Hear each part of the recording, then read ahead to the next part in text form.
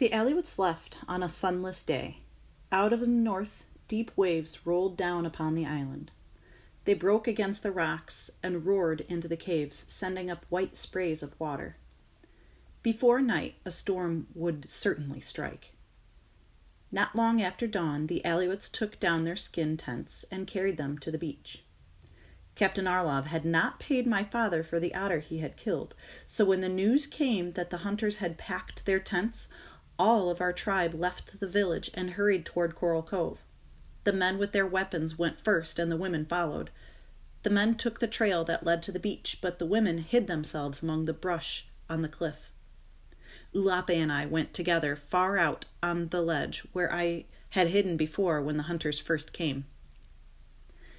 The tide was low and the rocks and the narrow beach were scattered with bundles of otter pelts. Half of the hunters were on the ship. The rest were wading into the water, tossing the pelts into a boat. The Alouettes laughed while they worked, as if they were happy to leave the island. My father was talking to Captain Orlov. I could not hear their words because of the noise the hunters made, but from the way my father shook his head, I knew that he was not pleased. "He is angry," Ulape whispered. "Not yet," I said. "When he's really angry, he pulls his ear." The men who were working on the canoe had stopped and were watching my father and Captain Orlov. The other men of our tribe stood at the foot of the trail. The boat went off to the ship filled with otter. As it reached the ship, Captain Orlov raised his hand and gave a signal. When the boat came back, it held a black chest which 2 of the hunters carried to the beach. Captain Orlov raised the lid and pulled out several necklaces. There was a little light in the sky, yet the beads sparkled as he turned them this way and that.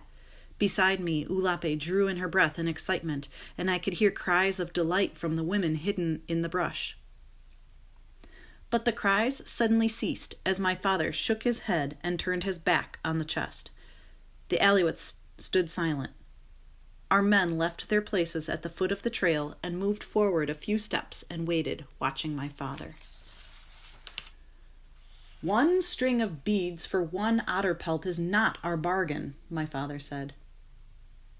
"1 string and 1 iron spearhead," said Captain Orlov, lifting 2 fingers.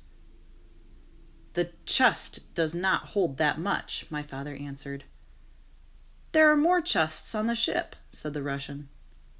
"Then bring them to shore," said my father. "You have 105 bales of otter on that ship. There are 15 here in the cove.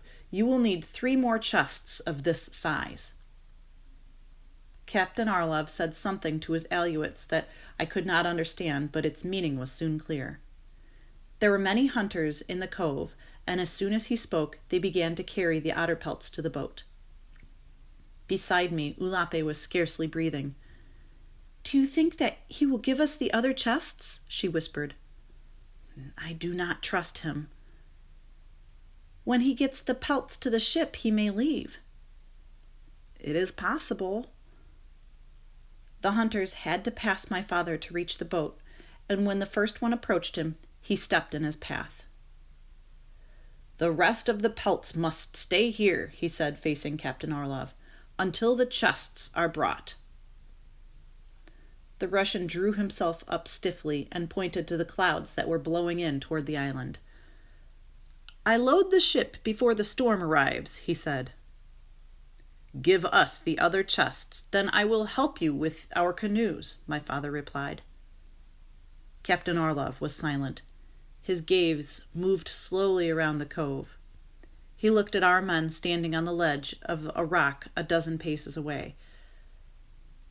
He looked upward toward the cliff and back at my father. Then he spoke to his Alouettes. "I do not know what happened first, whether it was my father who raised his hand against the hunter whose path he bared, whether it was this man who stepped forward with the bale of pelts on his back and shoved my father aside. It all happened so quickly that I could not tell one act from the other. But as I jumped to my feet and Ulape screamed and other cries sounded along the cliff, I saw a figure lying on the rocks. It was my father, and blood was on his face. Slowly he got to his feet. With their spears raised, our men rushed down across the ledge.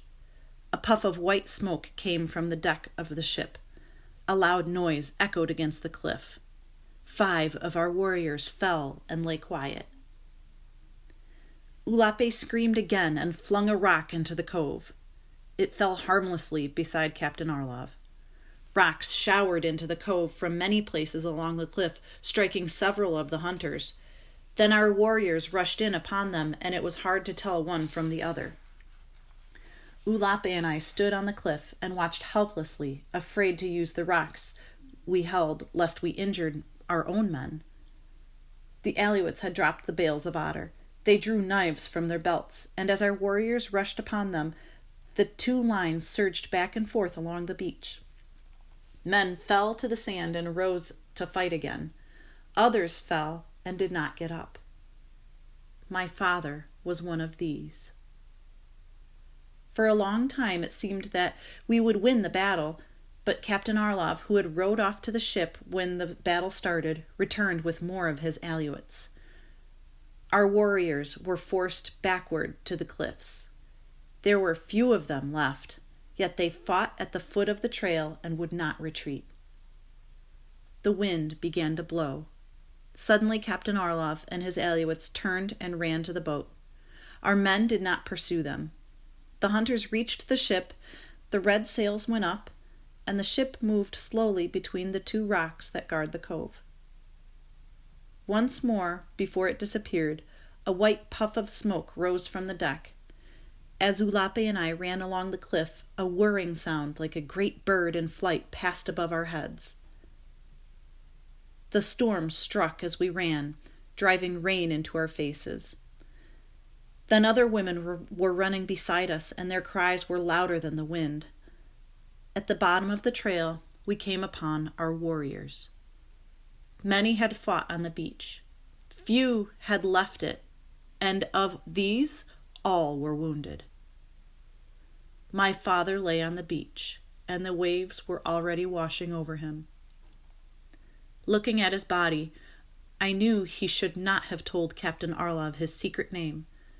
And back in our village, all the weeping women and the sad men agreed that this had so weakened him that he had not lived through the fight with the Alouettes and the dishonest Russian.